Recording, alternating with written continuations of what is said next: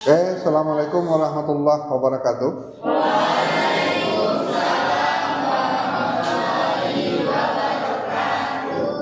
Alhamdulillahirabbil alamin wassalatu wassalamu ala asyrofil anbiya'i wal mursalin wa ala alihi wa sahbihi ajmain.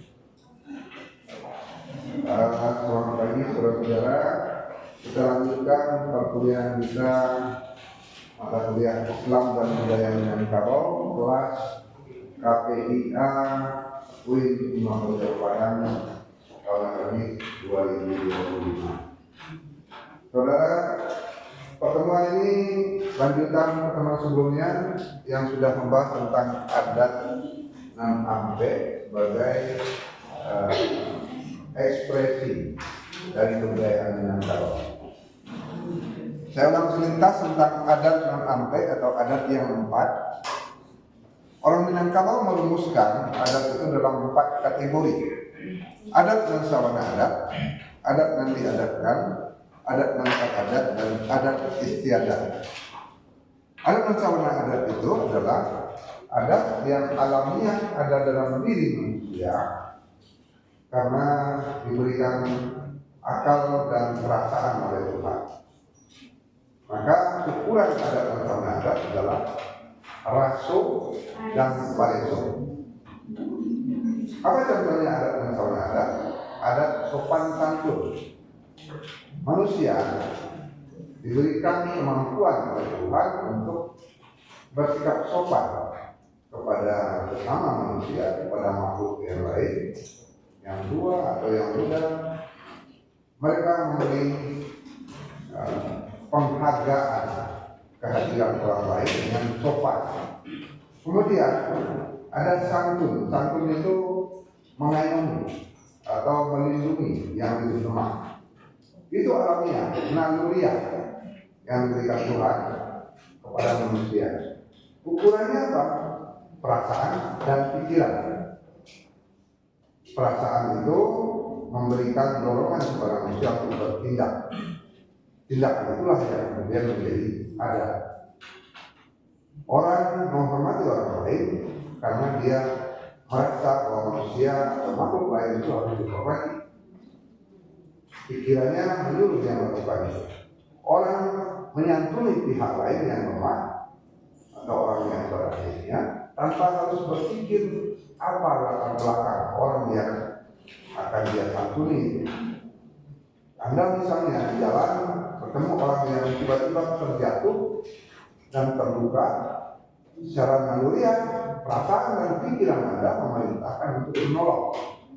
Sikap tolong menolong yang lahir dari rasa santun tadi adalah adat nan sawana adat. Anda tidak akan bertanya apa agamanya, apa kebangsaannya. Anda otomatis melakukan itu karena dorongan apa? Dorongan rasa dan pikiran, raso jeung pareso.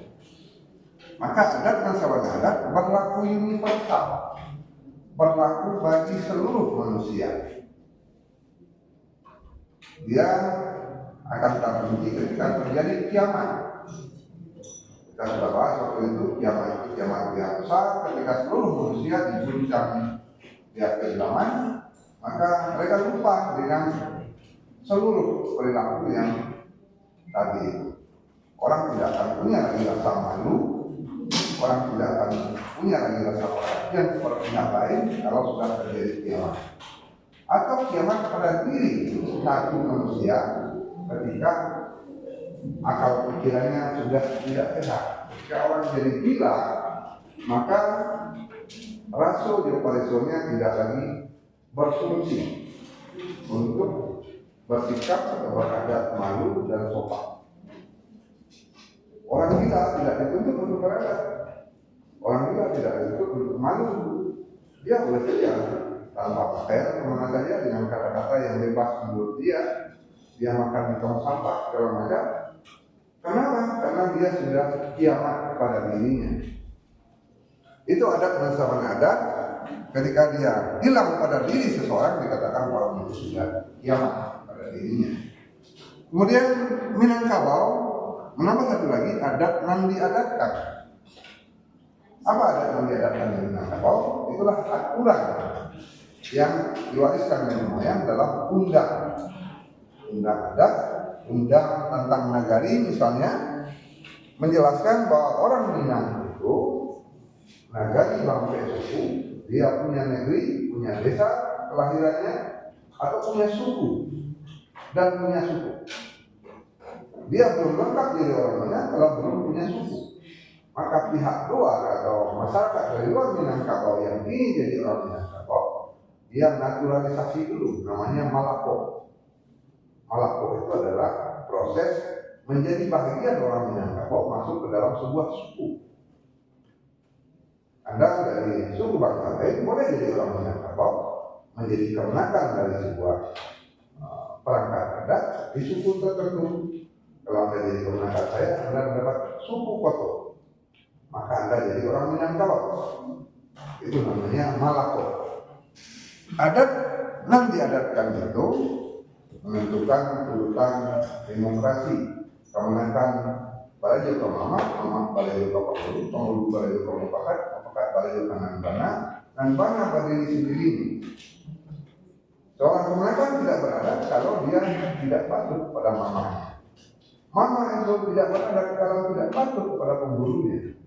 Penghulu itu tidak beradat kalau tidak patuh kepada mufakat yang sudah diambil. Mufakat itu bukan adat kalau bukan untuk kebenaran. Nah itu adat yang diadatkan di Minangkabau, musyawarah mufakat. Satu lagi adat yang diadatkan di Minangkabau adalah orang Minang itu Islam. Dalam undang tentang nagari dikatakan nagari bangsa suku Babalai Bamusaji. Babalai itu punya balai ada tempat musyawarah dan masjid sebagai ciri orang Islam. Islam di Minangkabau diikat dengan kesepakatan adat melalui syarat yang lazim. Syarat yang lazim bagi orang Minangkabau adalah syarat Imam Syafi'i. Kita sudah bahas bahwa masyarakat Minangkabau menganut mazhab Syafi'i, tidak mazhab Hambali misalnya, yang menghalalkan memakan, membiasakan memakan dak semacam kadal urun. Nabi Muhammad pernah dihidangkan masakan kadal urun. Beliau mengatakan silakan Anda memakannya, saya tidak memakan. Bukan beliau menghalalkan, tapi beliau tidak menyukai itu. Orang Minang tidak menyukai makan kadal, makan kodok dan semacamnya, bukan diharamkan, tapi karena tidak disukai. Itulah adat mengkawi syarat melazim bagi orang Minangkabau, Islam mazhab Syafi'i. Nah, dua-duanya ini adat dan sabana adat dan adat yang diadatkan adalah adat yang diikat dengan ikatan tersimpul mati. Adat yang babu mati. Kita sudah pakai setelah jadinya pertemuan yang lalu, adat yang babu mati itu anak si ceret di dalam padi berbuah batang kayu.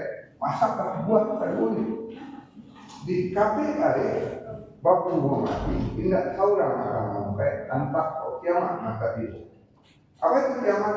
Ketika dia sudah keluar dari Minangkabau atau ketika dia sudah kehilangan akal sehatnya alias gila.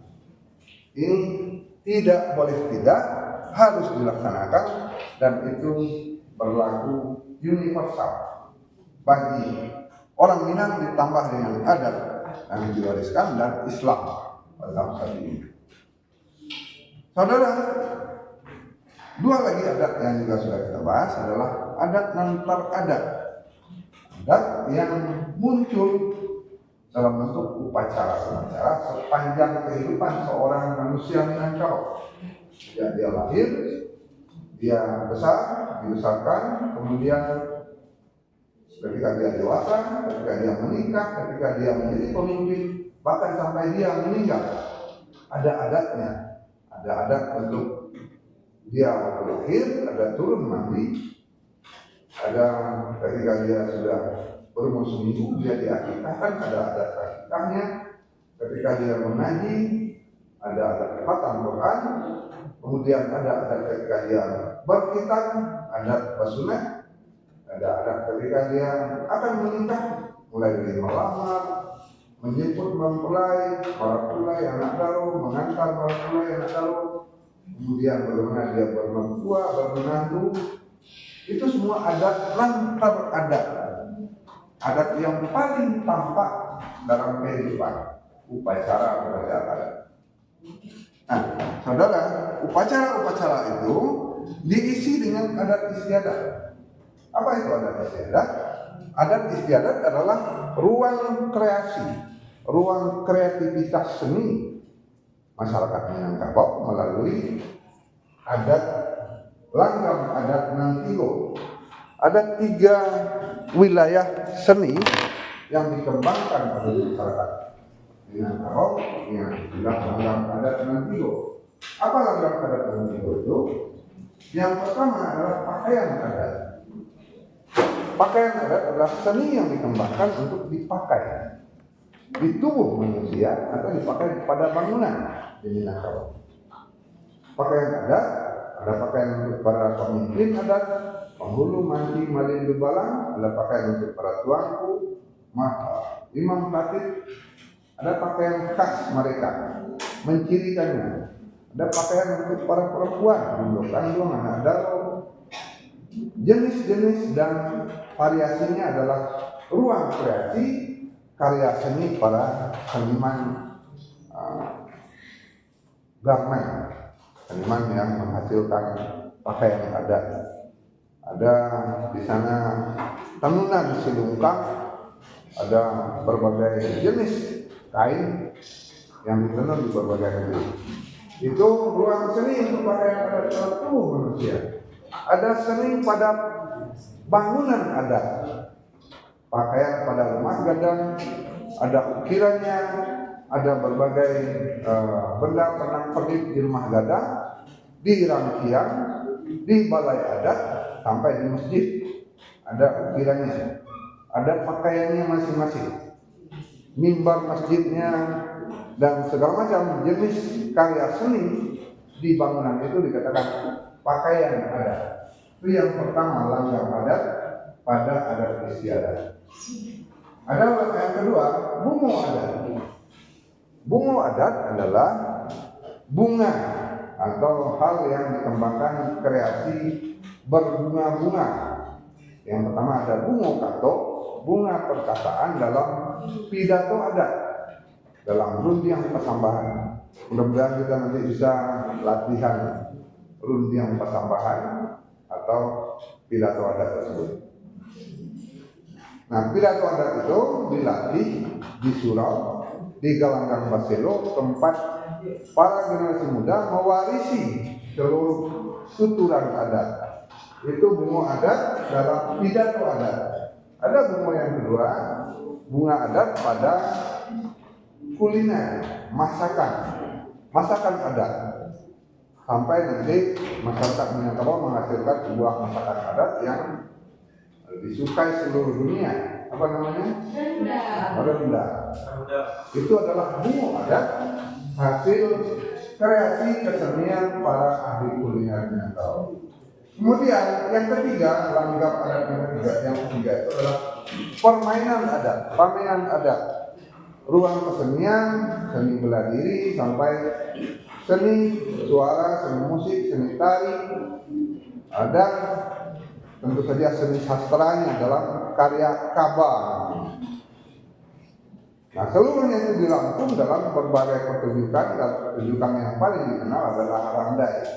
Dalam randai itu ada seni suara, ada tarian, ada nyanyian, ada alat musik, ada gerak pencak silatnya. Randai adalah salah satu pamenan adat yang menjadi kebanggaan orang Minangkabau dalam bentuk pertunjukan lengkap seluruh unsur kesenian itu. Ini langgam adat yang mengisi upacara-upacara adat. Nah, langgam adat itu dikatakan adat istiadat.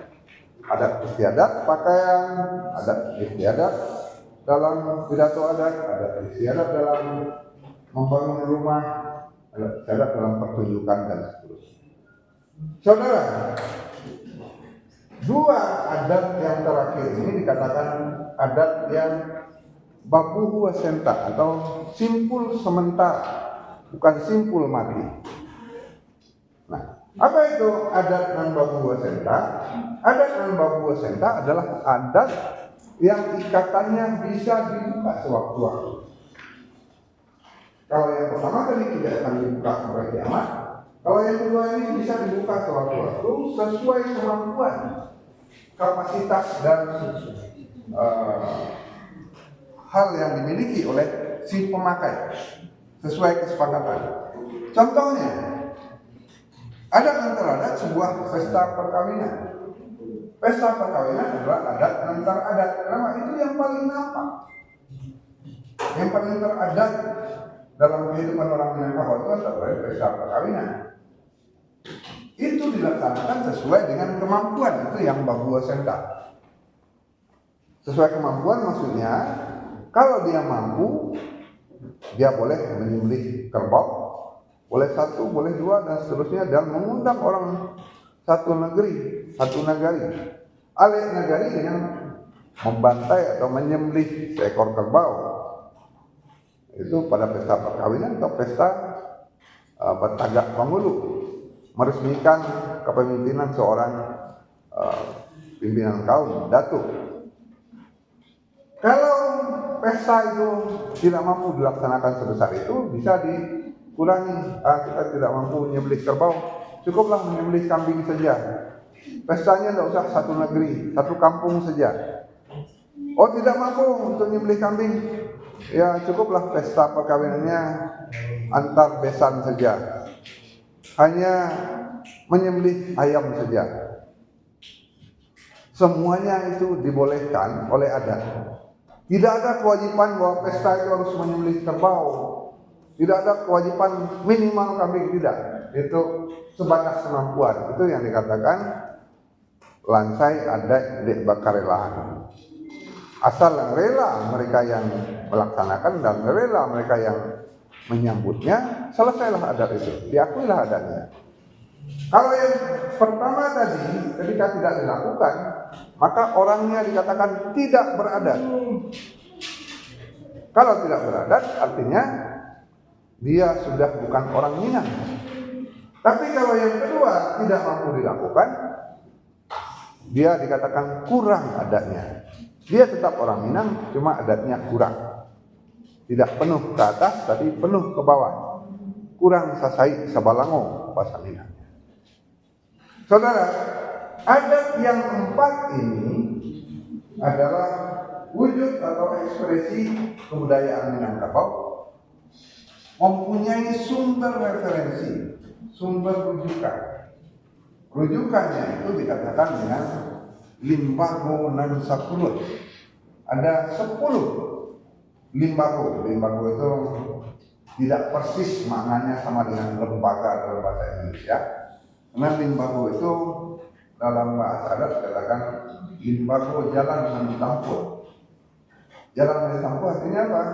Sesuatu yang dilaksanakan berdasarkan limbago. Apa itu limbago? Limbago dan 10 itu ada 10 sumber rujukan adat. Ini dia 10 sumber rujukan adat. Yang pertama cupak usali, cupak buatan, undang-undang luha, undang tentang negari, undang isi negari, undang 20, kartu pusako, kartu mufakat, kartu dahulu, kartu kuliah. Kita akan ulas satu persatu. Sebelumnya saya ingatkan bahwa adat yang 4 ini rujukannya atau sumber referensinya adalah yang 10 itu. Dia akan bertemu dalam cupak usali atau cupak buatan. Dia akan bertemu dalam undang-undang luha atau undang-undang tentang negari, undang-undang isi negari atau undang 20 atau kartu pusako. Atau pada kartu mufakat, kartu dahulu dan kartu kuliah. Jadi ada pembahagian di sini.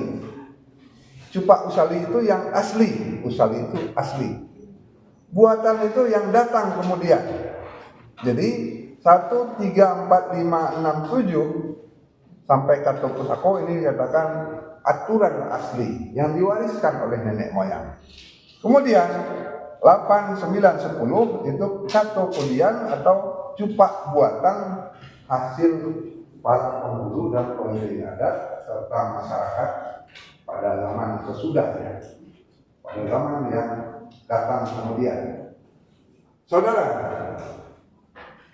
kita bahas satu persatu sumber referensi itu, tapi sebelumnya mungkin ada yang akan Anda pertanyakan bagaimana tentang adat yang 4 dan hal-hal yang sudah saya jelaskan tadi.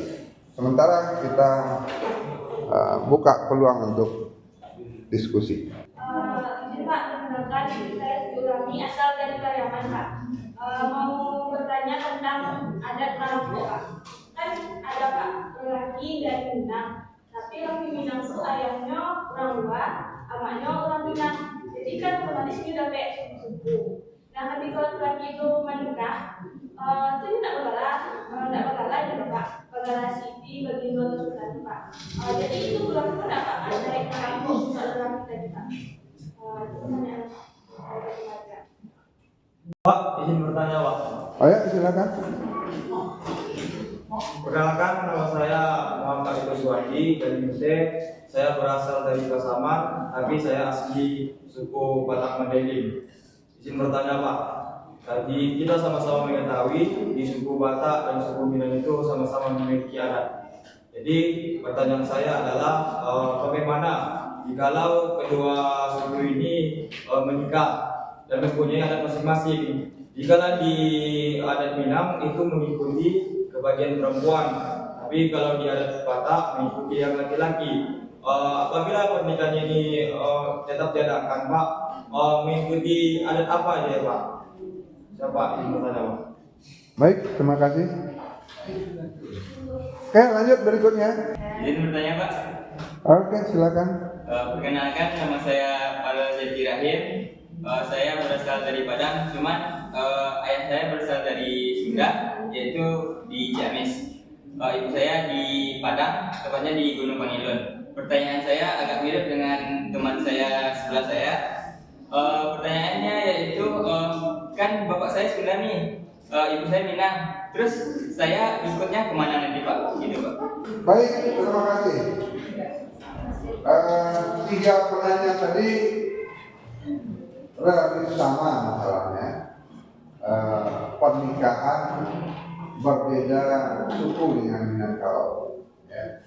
Ada yang dari Pariaman tadi, bapaknya dari mana? Dari Medan. Dari Medan. Ya. Sama dengan yang ketiga tadi, bapaknya dari Sunda. Nah, pertanyaan lengkapnya pertanyaan dari saudara dari Munte. Nah, kalau terjadi perkawinan antar suku, yang dari Batak dengan Minang, yang dari Sunda dengan Minang, bagaimana status si anak?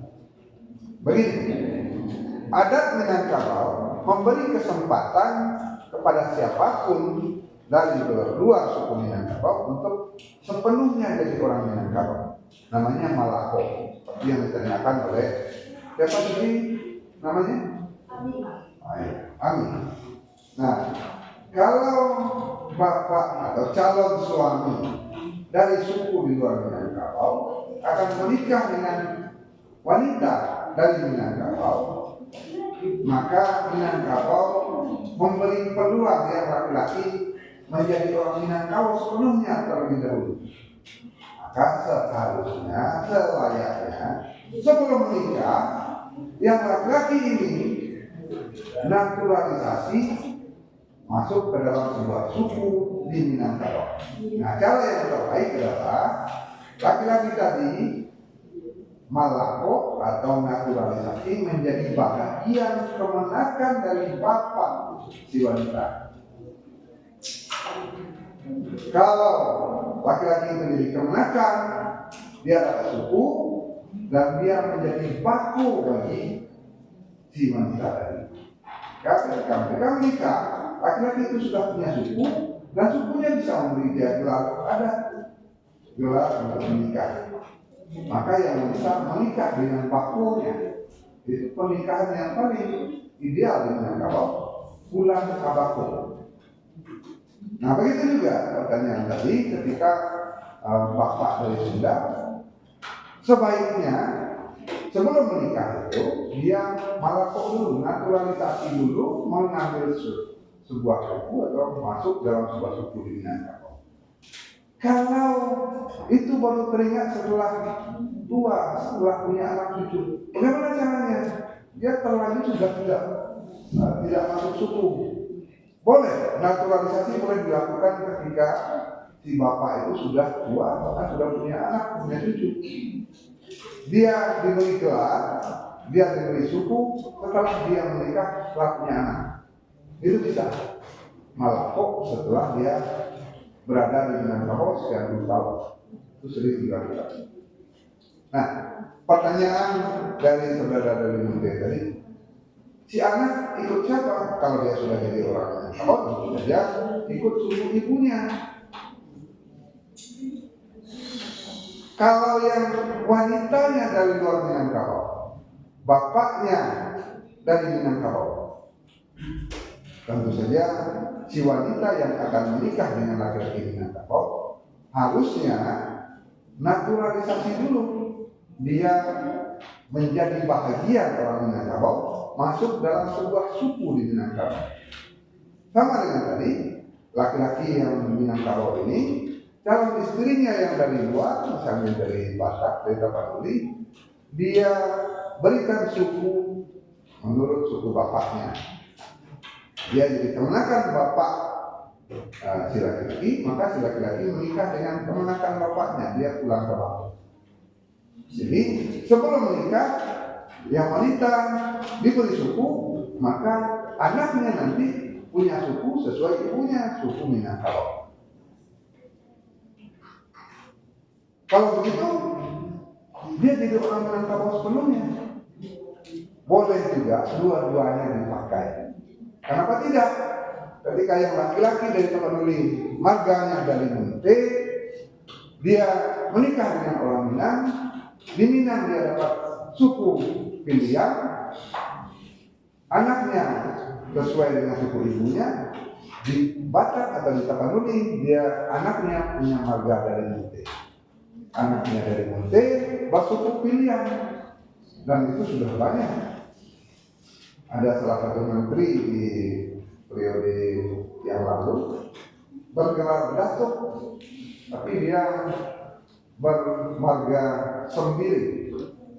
Kita pernah dengar Ifatul Sembiri, Datuk Raja Basar, kalau tidak salah. Kenapa? Ibunya orang Minang, dia menjadi penghulu di suku ibunya, tapi bapaknya marga Sembiri. Jadi ada marga Sembiri bergerak penghulu di Minangkabau karena dia orang Minangkabau, karena dia sekaligus orang Tapanuli. Begitu. Pak, ada tanggapan Pak? Ya, silakan.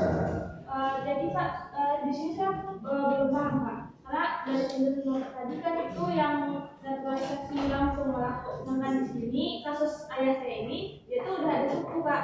Ya. Ini yang orang luar. Nah, masalahnya di sini dia belum punya gelar CD Bagindo atau Sultannya Pak. Iya. Dia sudah Malakok tapi belum dapat gelar. Iya. Iya. Dia bukan Malakok Pak, ayahnya itu orang tuanya itu yang Minang Pak. Ibunya. Jadi dia punya suku juga punya warga ayah saya. Yang belum punya gelar bapaknya. Ayah saya itu di sini belum punya gelar Pak.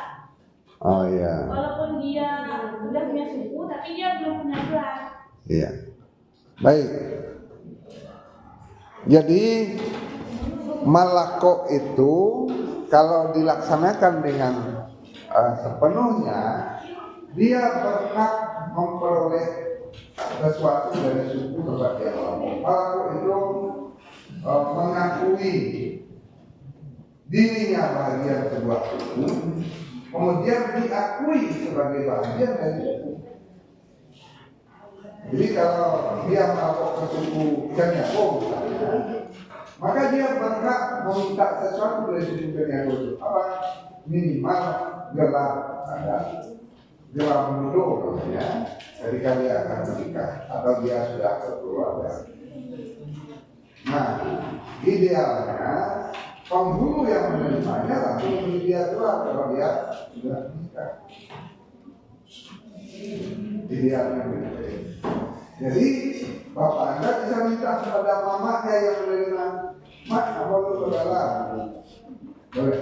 Baik saudara, yaitu kuliah kita hari ini. Terima kasih atas perhatian saudara. Mudah-mudahan yang kita pelajari ini dapat Anda bawa pulang dan punya makna bagi Anda. Kalau bisa kita wariskan pada pihak yang belum mendapatkannya. Terima kasih. Kita tutup bersama yang adalah. Assalamualaikum warahmatullahi wabarakatuh.